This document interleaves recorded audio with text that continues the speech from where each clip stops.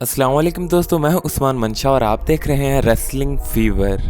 तो अभी तो ये नाम अजीब लग रहा है मुझे भी और यकीनन आपको भी, लेकिन हाँ बहुत जल्द आदत हो जाएगी। खैर हम आज की इस वीडियो की तरफ बढ़ते हैं जिसमें मैं आपको उन रेसलर्स के बारे में बताऊंगा जिन्होंने फिनिशिंग मूव्स को बिल्कुल भी सेल नहीं किया। किसी मूव को सेल करने से मुराद है कि वो मूव लगने के बाद ऐसे रिएक्ट करना जैसे वो मूव बहुत ज्यादा डैमेजिंग है। और कई बार तो रेसलर्स मूव लगने के बाद बहुत ज्यादा ओवर रिएक्ट करते हैं जिसे ओवर सेलिंग कहते हैं। लेकिन आज की इस वीडियो में मैं आपको उन रेसलर्स के बारे में बताऊंगा जिन्होंने फिनिशिंग मूव्स पर भी बिल्कुल रिएक्ट नहीं किया और ऐसा लग रहा था कि जैसे इन्हें कोई सिंपल सा मूव लगा हो। तो वीडियो को आखिर तक लाजमी देखें। तो चलें बिना देर किए इस लिस्ट की तरफ बढ़ते हैं।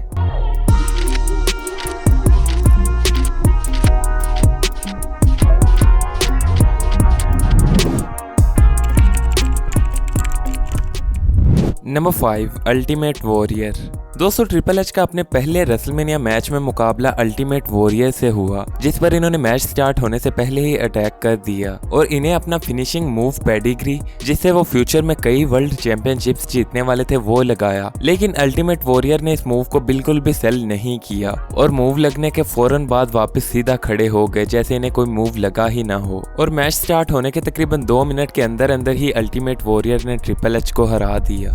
Number 4 Shawn Michaels. दोस्तों रैंडी ऑर्टन की पंट किक को डब्ल्यूडब्ल्यूई के सबसे डेंजरस मूव्स में से एक समझा जाता है और 2020 में जब रैंडी ऑर्टन की ड्रू मैकिंटायर के साथ फ्यूड हुई तब इन्होंने पंट किक को दोबारा इस्तेमाल करना शुरू किया और इससे कई रेसलर्स को इंजर्ड किया। लेकिन जब शॉन माइकल के साथ इनका एक सेगमेंट था तब रैंडी ऑर्टन ने शॉन माइकल्स को आरकेओ लगाने के बाद इन्हें पंट किक भी लगाई। लेकिन इन दोनों फिनिशिंग मूव्स को शॉन माइकल ने कुछ खास सेल नहीं किया और सिर्फ कॉर्नर में जाकर बैठ गए। हालांकि एक 55 साल के आदमी को जब आरकेओ के साथ साथ पंट किक भी लगे तो इसे नॉकआउट हो जाना चाहिए था। दोस्तों शॉन माइकल्स के इस बिजार सेल को ना सिर्फ फैंस बल्कि कई रेसलर्स ने भी क्रिटिसाइज किया। Number 3 the Miz.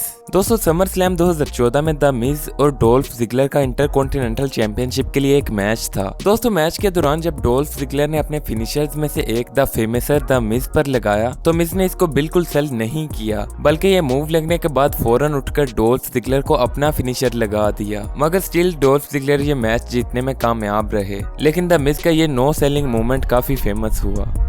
Number 2 the field. दोस्तों ब्रे वाइट का द फील्ड वाला कैरेक्टर 2019 में पीक पर था और इसका सबसे बड़ा मुजाहरा तब हुआ जब हेल इन अ सेल में इनका सेथ रोलिंस के साथ मैच हुआ। दोस्तों मैच के दौरान सेथ रोलिंस ने द फील्ड पर अपना फिनिशर स्टंप कई बार लगाया लेकिन द फील्ड ने इसको बिल्कुल सेल नहीं किया और फौरन खड़े होते रहे। हालांकि यही फिनिशर सेथ रोलिंस ने सिर्फ 3 बार लगाकर रेसलमेनिया में ब्रोक लेसनर को हरा दिया था। दोस्तों आप इसी से अंदाजा लगा सकते हैं कि उस वक्त द फील्ड की गिमिक डब्ल्यूडब्ल्यूई के लिए कितना वैल्यू रखती थी जिसको 2021 में इन्होंने पूरी तरह बरी कर दिया है।